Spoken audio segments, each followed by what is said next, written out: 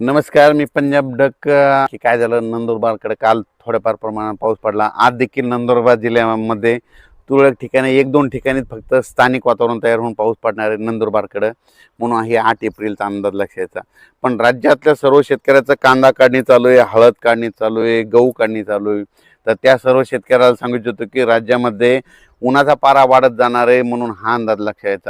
म्हणजे सांगायचं झालं तर 20 तारखेपर्यंत चांगलं कडक ऊन राहणार आहे, वारं सुटणार आहे, म्हणून हे देखील लक्षात यायचं. मग राज्यात काही पावसाचं वातावरण आहे का, तर मग तुम्हाला एक सांगू इच्छितो की राज्यामध्ये 17, 18, 19 या दरम्यान काय होणार आहे, थोडं कोकणाकडं म्हणजे कोकणपट्टीकडं म्हणजे सातारा, कुडाळ, सातारा, त्याच्यानंतर पुणे जिल्हा, भोर, महाबळेश्वर, तसंच इकडं नाशिक इगतपुरीपर्यंत काय होणार आहे, 17, 18, 19, 20च्या दरम्यान त्या पट्ट्यामध्ये थोडं पावसाचं वातावरण तयार होणार आहे. म्हणजे ते त्या पट्ट्यातच राहणार आहे, महाराष्ट्रात इकडे या बाजूला येणार नाही, म्हणून हा अंदाज लक्षात यायचा. मग राज्यात सांगायचं झालं तर तिकडं पाऊस पडत असल्यामुळे त्या टायमाला काय होईल, महाराष्ट्रात 18, 19, 20च्या दरम्यान थोडं ढगाळ वातावरण राहणार आहे, म्हणून हे अंदाज शेतकऱ्यांना लक्षात यायचा. म्हणजे असा खूप काही मोठा पाऊस नाही, म्हणून त्याच्यामुळे काही चिंता करायची गरज नाही. फक्त राज्यातले सर्व शेतकरी 20 तारखेपर्यंत चांगलं कडाक्याचं ऊन राहणार आहे, म्हणून हा अंदाज सर्व शेतकऱ्यांनी लक्षात घ्यायचा. राज्यातल्या पूर्व विदर्भ म्हणजे पूर्व विदर्भामध्ये वर्धा जिल्हा झालं, नागपूर जिल्हा झालं, भंडारा जिल्हा झालं, चंद्रपूर, यवतमाळ, त्याच्यानंतर अकोला, वाशिम, त्याच्यानंतर इकडं बुलढाणा, अमरावती, या जिल्ह्यातल्या शेतकऱ्याला सांगू इच्छितो की सध्या तरी तुमच्याकडं पावसाचं वातावरण नाही, म्हणून हा अंदाज लक्षात. चांगली उन्हाची तीव्रता वाढत जाणार आहे, 42, 43, 44 अंशापर्यंत उन्हाचा पारा वाढत जाणार आहे, म्हणून हा अंदाज विदर्भातल्या 6 आणि 5, 11 जिल्ह्यातल्या शेतकऱ्यांनी लक्षात. त्याच्यानंतर आपण मराठवाड्याकडे मराठवाड्याकडे नांदेड जिल्हा झालं, हिंगोली जिल्हा झालं, परभणी जिल्हा झालं, जालना जिल्हा झालं, संभाजीनगर, बीड जिल्हा झालं, धाराशिव जिल्हा, लातूर जिल्हा, ह्या मराठवाड्यातल्या सर्व शेतकऱ्याला सांगू इच्छितो की तुमचा हळद असेल, कांदा असेल, काढायला सुरुवात करा. कारण की सध्या तरी पाऊस 20 तारखेपर्यंत कसलं वातावरण नाही, फक्त 18, 19च्या दरम्यान थोडं ढगाळ वातावरण राहणार आहे, म्हणून हे तेवढंच अंदाज त्यांनी लक्षात घ्यायचा.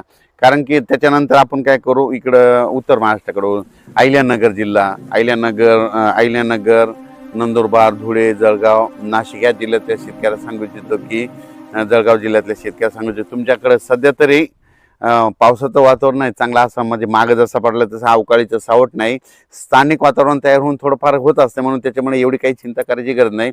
म्हणून उत्तर महाराष्ट्रातल्या शेतकऱ्यांनी कांदे काढायला हरकत नाही, गहू काढायला हरकत नाही. कारण की सध्या तरी पाऊस नाही, मग आता ऊन वाढत जाणार आहे, वारं सुटणार आहे, म्हणून हे लक्षात यायचं.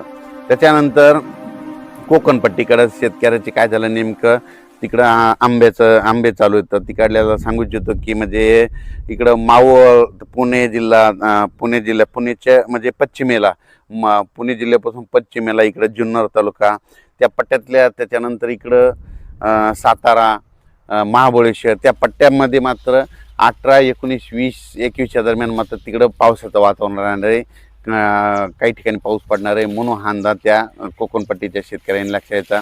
पण ते पाऊस मात्र महाराष्ट्रामध्ये तिकडे इकडल्या भागात पडणार नाही, म्हणून हे देखील लक्षात घ्यायचं. फक्त 18, 19, 20, 21च्या दरम्यान एप्रिल दरम्यान काय होणार आहे, फक्त कोल्हापूर जिल्हा, सातारा जिल्हा, पुणे जिल्ह्याच्या पश्चिम भागाकडं इकडं जुन्नर तालुका ह्या पट्ट्यामध्ये काय होणार आहे, थोडं पावसाचं वातावरण होणार आहे, म्हणून हे लक्षात यायचं. आज देखील तुम्ही बघा 8 एप्रिलला नंदुरबार जिल्ह्यामध्ये नाशिक, दिंडोरी त्या परिसरामध्ये ढगाळ वातावरण आणि स्थानिक वातावरण तयार होऊन आज देखील नाशिक जिल्ह्याकडं तुरळक ठिकाणी थोडाफार पाऊस येणार आहे, खूप काही मोठा नाही, त्याच्यामुळे काही चिंता करायची गरज नाही.